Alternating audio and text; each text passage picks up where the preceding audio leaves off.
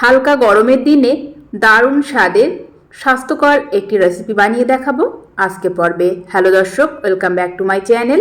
আমি গুলশান কুকিং হাউসে সবাইকে স্বাগত জানাচ্ছি নতুন আরেকটি রেসিপি দেখার জন্য। রেসিপিটি বানানোর জন্য আমি এখানে সজিনা ডাঁটা কেটে নিয়েছি, দুটো আলু কেটে নিয়েছি আর নিয়েছি হাফ কাপ পরিমাণ বড়ি। প্রথমেই আমি বড়িগুলো ভেজে নেব, তার জন্য আমি একটু সরিষার তেল দিয়ে নিলাম কড়াইয়ে।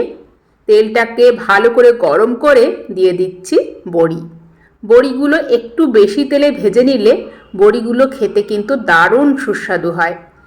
তো এখানে লো টু মিডিয়ামে রেখে এখন একটু সময় ধরে বড়িগুলোকে লাল লাল করে ভেজে নেব।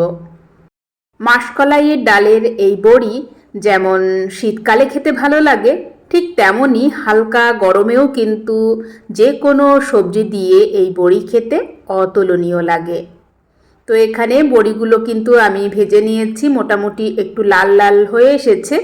এখন আমি বড়িগুলো তুলে নেব। তো এখানে বড়িটা তুলে নিলাম। এখন আমি ওই প্যানেই আরও একটু সরিষার তেল দিয়ে দিলাম, দিয়ে কয়েকটা শুকনো লঙ্কা, পাঁচফোড়ন আর একটু গোটা জিরে দিয়ে দিলাম। তো মোটামুটি একটু লাল হয়ে এসেছে।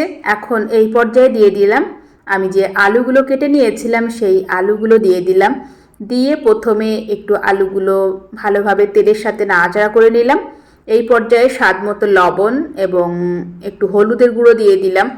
দিয়ে দিচ্ছি একটু ধনিয়ার গুঁড়ো, দিয়ে এখন আলুটাকে মোটামুটি কিছুক্ষণের জন্য একটু ভেজে নেব।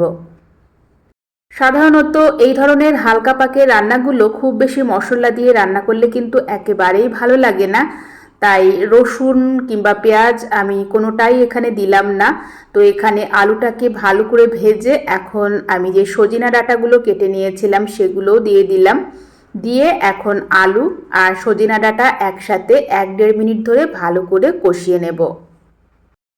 আর এখন আমি দিয়ে দিলাম 1 টেবিল চামচ পরিমাণ আদা ও জিরা বাটা, দিয়ে এই সাথেই ভালো করে মিশিয়ে নিতে হবে। আর সজিনা ডাঁটা খুব বেশি সময় কষালে কিন্তু খেতে ভালো লাগে না, তাই মোটামুটি 1 থেকে 1.5 মিনিট ধরে এভাবে একটু কষিয়ে নিয়ে আমি জল দিয়ে দেব। মোটামুটি আমি এখানে 1.5 গ্লাসের মতো জল দিয়ে দিচ্ছি। একটু ঝোলটা বেশি থাকলে এই রান্নাগুলো খেতে বেশি ভালো লাগে, কারণ ঝোলটা খুবই উপকারী, তাই ঝোলের পরিমাণটা একটু বেশি দিয়ে দিলাম। ঝোলটা দিয়ে এখন ভালোভাবে সব কিছু একটু নাড়াচাড়া করে আমি এখন ঢাকনা বন্ধ করে মোটামুটি 2 থেকে 3 মিনিটের মতো হাই ফ্লেমে জাল করে নেব।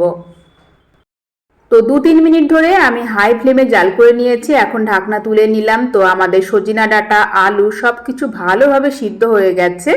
এখন এই পর্যায়ে আমি দিয়ে দেব আগে থেকে ভেজে রাখা বড়িগুলো দিয়ে একটু নাড়াচাড়া করে নিতে হবে যাতে ঝোলটা ভালোভাবে বড়ির ভিতরে ঢুকে যায়। এরপর আমি ঢাকনা দিয়ে আবারও 1 থেকে 1.5 মিনিটের মতো হাই ফ্লেমে জাল করে এটা নামিয়ে নেব।